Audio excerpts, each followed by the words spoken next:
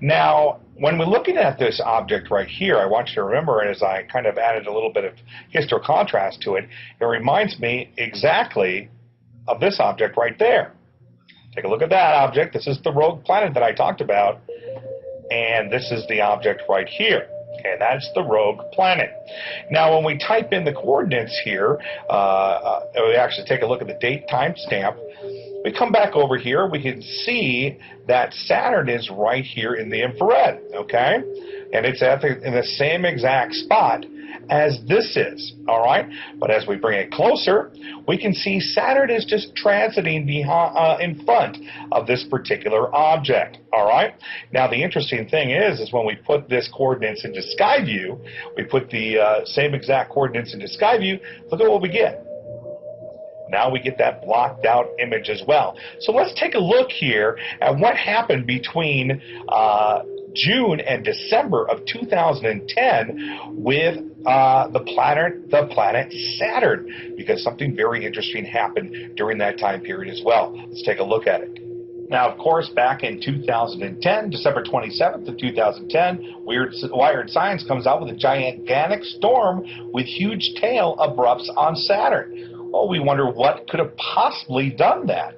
Of course, when we look at Microsoft Worldwide Telescope and find out where Saturn was on 12/14, of course, you can see Saturn right here as you bop out past the Worldwide Telescope here, and then, of course, then put it back on the WISE survey. As we can see, we zoom out. We're right in the Boots constellation. As you can tell, right as you put in the All-Sky survey, and then you put it back on WISE, our heavy mass object is right over here, right there.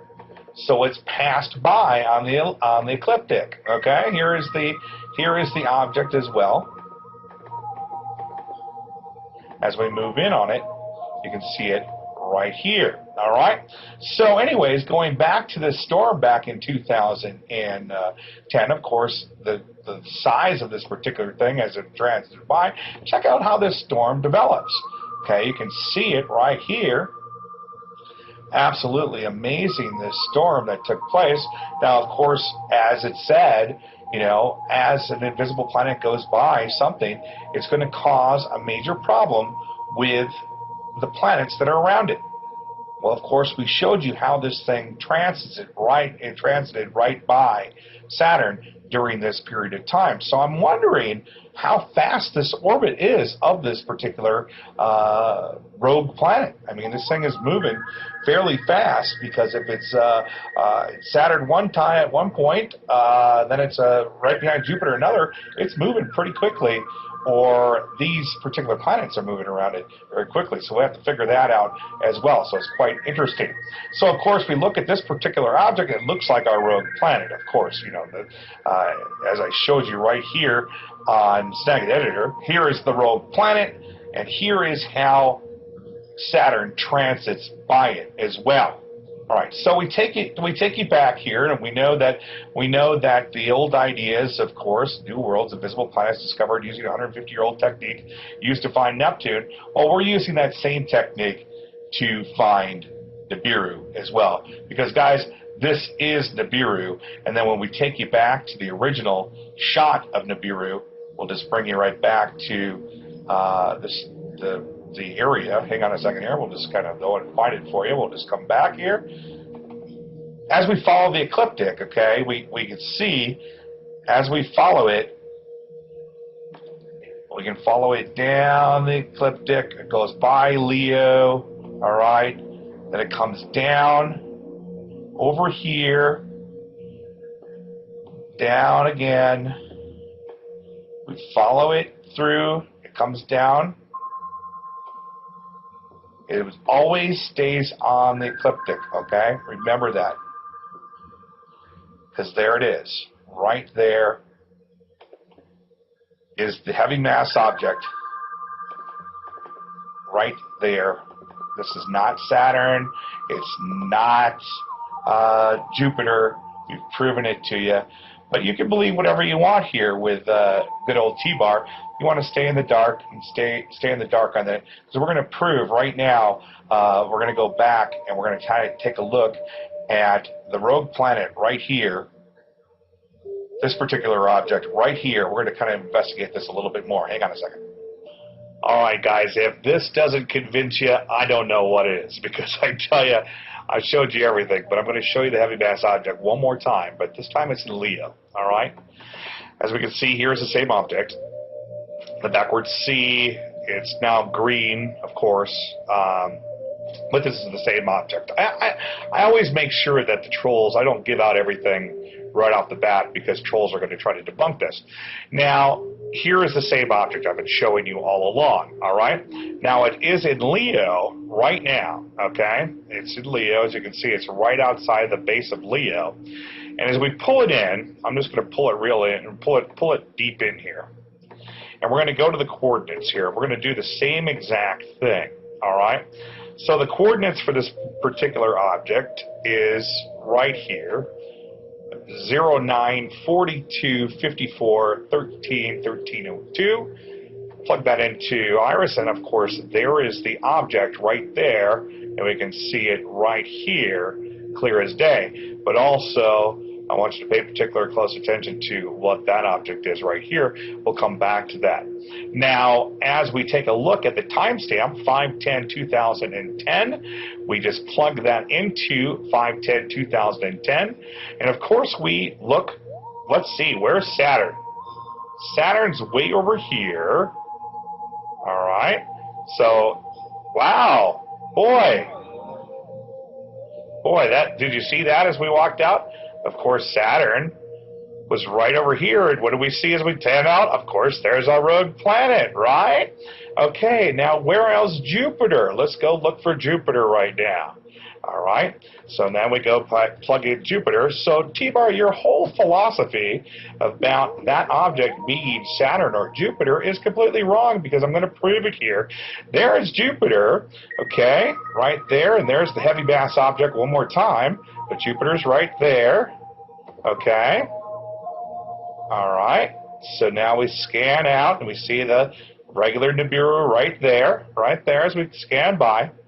Okay, right there on that date. Okay, right, that, you know, we're still on the same date as 5/10. So, you know, you can tell right here, we're 5/10, 19/20 hours. I'm still in real time.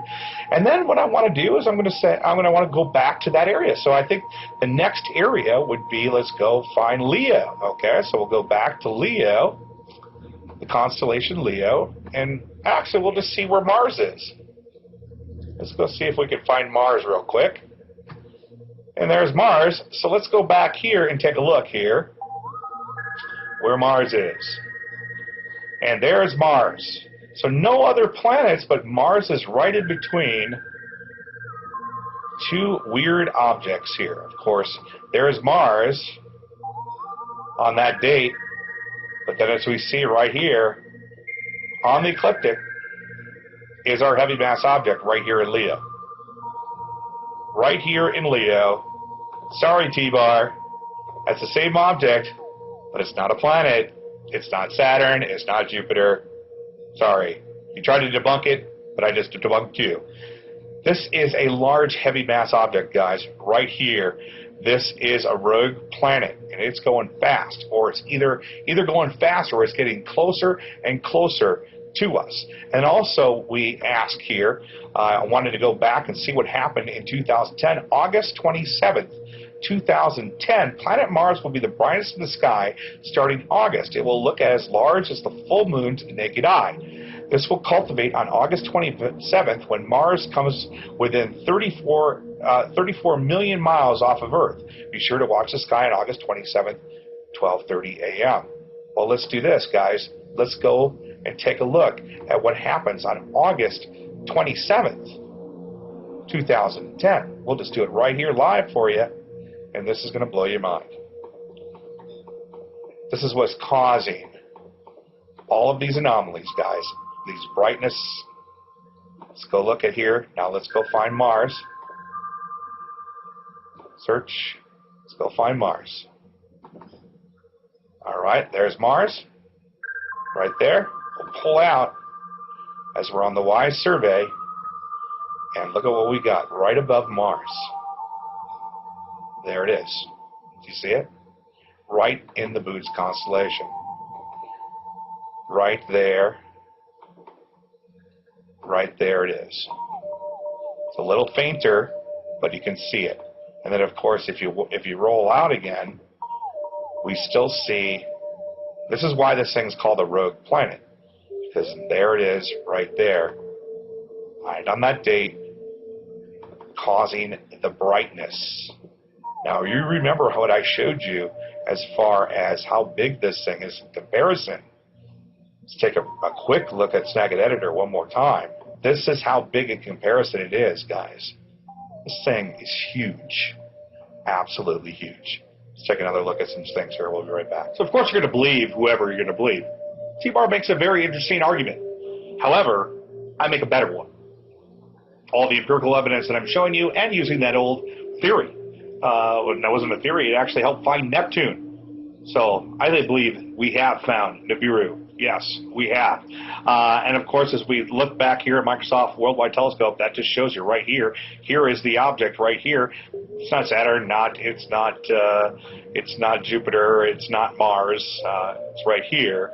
And of course, when we plug those coordinates in, 9, 47, 54, 13, 3, 2. Here we are, it is in living color, guys. Of course, if you remember on my It's Official WISE Telescope Confirms Nibiru Rogue Planet, you scan down here a little bit, I show you some images. Here is the first image of Nibiru. Right here, of course, here's the rogue planet with Nibiru around it and the planets that are around it as well. We show you the all-seeing eye. Nobody wants to talk about these weird images. But this is Nibiru, guys, right here, right there. No ifs, ands, or buts about it. You just had to double prove it. That's all right. That's okay. Of course, here is the rogue planet, very similar to the object right here. I mean, it's got the same lining techniques to it. So we're going to talk a little bit more about that in coming videos. If you have not seen the official WISE Telescope Confirms Nibiru Rogue Planet, just go to behinditsnews.com. It's the #1 popular one right now. Also, if you haven't been over to our Facebook, Don Adams, Donnie Gilson, Ben Enoch, Facebook, just come on over. Of course, Star Wars weekend this weekend as well, down at Disneyland or Disney World. So if you're down in Orlando, please hit up the Star Wars convention down there. Also, we were talking about some other objects here. This was an object that showed up on the other video that we were looking at, and what's interesting enough is we have the number 20 here, if we look. This was right in the same area of this particular object that we've been showing you all along. Go back and check out about the 25-minute marker where I talk about this object when I'm going into Google Sky. Next video, we'll get back into this as well. Also, there is a brand new video out in regards to talking about the rogue planet behind Neptune. Of course, they use this imagery at the end. But the one thing that I want to show you is here is that T, guys. Remember, this is the Jesus area right here. This is the Jesus area. I believe this is the rogue planet right here connected up to it. And this is the whole Nibiruan system right in here. So we're going to talk a little bit more about that in the next coming video. I just had to get this debunked video out so that we can keep going here. Of course, before it's news, they were featuring me as their top space just a couple days ago, new 32 degrees of insanity, 516. So we're on to it. We've got it. We've got it. Also, look at this. Check this out. Rolling Stones in space. We'll be talking about that in the coming videos. Could this be what we're looking for? Is this what we're looking for? Is this the rogue planet right here? And this is what's behind it? We're going to investigate that more and more as time goes on. Also, this is another area right here that we're going to be showing in the next video. We're going to be going into this. This is a sneak peek for the next video that we've got coming up. Of course, this was that shot of the sun, okay? And this was the plate behind it. Now, this is an X-ray image of coordinates of the original Nibiru system. I'll be going over that with the coordinates that I first showed you on the original video as well. We'll be going over it. This is the coordinates that's here. This is the Nibiru system, guys. This is it, right here. This large disk right here. I talked about it on my show on 32 Degrees of Insanity on Monday, or on Wednesday, actually.